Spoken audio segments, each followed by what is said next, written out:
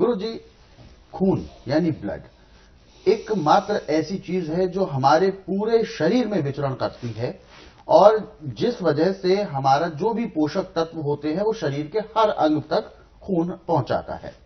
लेकिन जब शरीर में खून की ही कमी हो जाती है तो ऐसे में उसके संचार पर भी गलत प्रभाव पड़ता है। खून की कमी आखिर क्यों होती है? क्योंकि जो शरीर में जितना खून है वो तो उतना ही रहता है, ना चोट लगी ना बहा, लेकिन उसके बावजूद भी खून कम कैसे होता है? कैसा रोग है ये? देखिए, जब आपका लीवर पूरा काम नहीं करता आपके गलत खान पान की वजह से जी, तो पैंक्री इंसुलिन नहीं बनाते। बिल्कुल। पैंक्री इंसुलिन नहीं बनाएगी तो पित्त में तेजाब बढ़ेगा, फिर काया पिया आपका पेट में सड़के जो गुर्दे को जाएगा, गुर्दा वहां पूरा साफ नहीं करेगा, उस वजह से खड़े पानी पे काई जमती है, ऐसे काई जम जाएगी। और जो थोड़ा बहुत खून गुर्दे ने साफ करके तिल्ली को दिया, तिल्ली ने उसको स्वीकार करके उल्टा फेंक देगी, तो लैट्रिन में खून आना शुरू हो जाएगा। फिर आपका पुराना खून जो बार बार दिल में जाके साफ हो रहा वो घटता जाएगा। और इसका उपचार मेडिकल साइंस में ऐसा है कि जिस ग्रुप का खून कम है उसी दूसरे ग्रुप का लेके वो चढ़ाते हैं, परंतु चढ़ाने से 10-15 दिन में, किसी को महीने में, किसी को 2 महीने फिर दोबारा चढ़ाना पड़ता है। सारी उम्र का झंझट देता है। स्वस्थ विचार एकमात्र आश्रम ऐसा है, ना तो रोगी से पूछते कि तुझे खून की कमी है या तुझे क्या बीमारी है, तेरे माँ बाप को क्या थी, भाई बहन, दादा दादी, नाना नानी, कुछ नहीं। खानदानी रोग में किसी को मानता ही नहीं। मेरा नियम है बुधवार की छुट्टी रखता हूँ, गुरुवार से लेकर मंगलवार तक नाड़ी परीक्षण करता हूँ। नाड़ी परीक्षण में पैर के तलुए से सिर के बाल तक की MRI, CT scan, x ray, ultrasound, ECG, sonography सब कुछ 5 सेकंड में हो जाता है। उसमें जो भी कमी शरीर के अंदर पाई जाती है दवाइयाँ दी जाती हैं। दवाइयाँ खाने की हैं, दवाइयाँ पीने की हैं, मालिश करने के तेल है, आंख में, नाक में, कान में डालने की दवाइयाँ हैं। यदि दवाइयाँ रोगी नियम से लेता है तो जिस दिन आता है उस दिन उसको 10 से 15% आराम मिलता है। 15 दिन की दवाई से उसको 50 से 60% आराम मिलता है। महीने में रोग समाप्त होता है, दवाइयाँ बंद हो जाती हैं।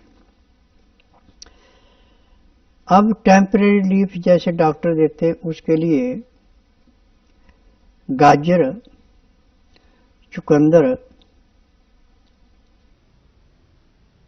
और शलगम,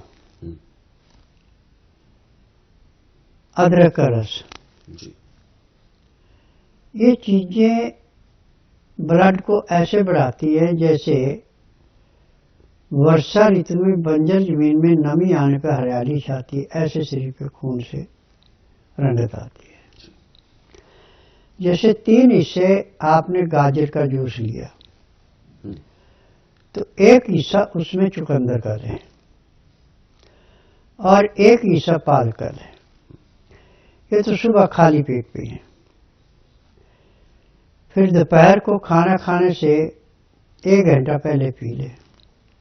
यदि भूख रह जाए थोड़ा बहुत खाना खा ले, परंतु खाना जो खाना आपने गेहूं छोड़ के और जो भी अनाज है सब खा सकते हैं, परंतु उस अनाज का छिलका नहीं उतारना, जो चोकरा उसको नहीं निकालना, उसके साथ ही खाना बनाना और ताजा ताजा खाना बनाना। और जो आटा बनाना है वो भी हाथ में लेके जैसे रेता सरकता है ऐसे सरकता हो। पहले जितनी भूखा उतना आटा लेके सख्त गूंद के खुले पानी में रख दें। इतने में हरी सब्जी पत्तेदार सबसे सोने पे सुहागा। नहीं तो मौसम के अनुसार जो भी सब्जी मिलती है जिसका छिलका नरम उसको छिलके के साथ बनाएं। जब सब्जी आपकी तैयार हो जाए, सब्जी में भी सिर्फ आपने सिंधा है काला नमक डालना, आयोडीन नमक नहीं डालना। आयोडीन डालेंगे तो आपको कोई लाभ नहीं होना। और लाल मिर्च, हरी मिर्च बिल्कुल नहीं, काली मिर्च ले सकते हैं। दाल या सब्जी पकते समय तो आपने सिर्फ लाहौरी नमक, सिंधा नमक या काला नमक मिलाना हो नाम मात्र के लिए, और हल्दी डालनी है, बाकी कोई चीज नहीं डालनी।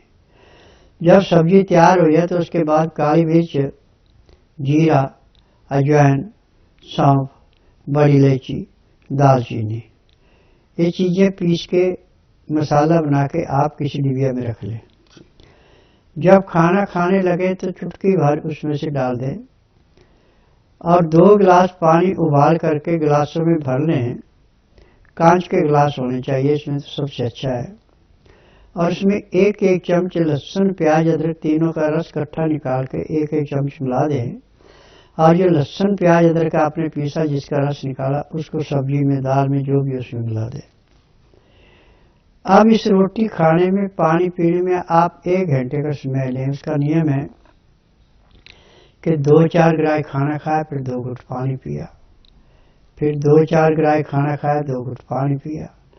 पानी पीने में, खाना खाने में यदि आप 1 घंटा लगा देते हैं तो मैं दावे से कह सकता हूं कि जब तक आपके शरीर के अंदर सांस है, ना तो आपको किसी डॉक्टर हकीम के पास जाना पड़ेगा, ना आपको कोई रोग होगा। और आपका जो खून की कमी थी ऐसे भरेगी जैसे तेज बारिश आने पे नदी के किनारे का कूड़ा करकट साफ हो गया और पानी निर्मल हो जाता है, ऐसे साफ खून शरीर के अंदर होके शरीर में चमक आएगी। औरत का होमोग्लोब होता है 14, मर्द का होता है 16। तो आप जब इस क्रिया से करेंगे तो 16 के बजाय के सारे 16 या 17 हो जाएगा।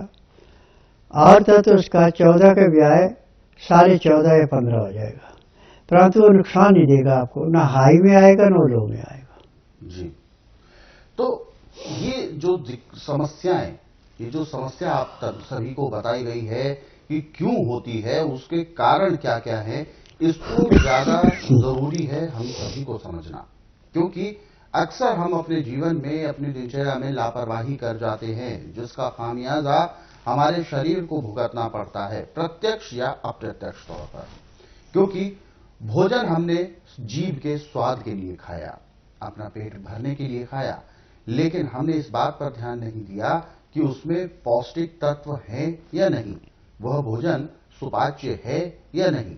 और यदि वो भोजन सुपाच्य नहीं होता तो धीरे धीरे हमारा लीवर उससे खराब होने लगता है, क्योंकि उसकी जो एफिशिएंसी है लीवर की, वो उस भोजन को ठीक से नहीं एब्जॉर्ब कर पाती है।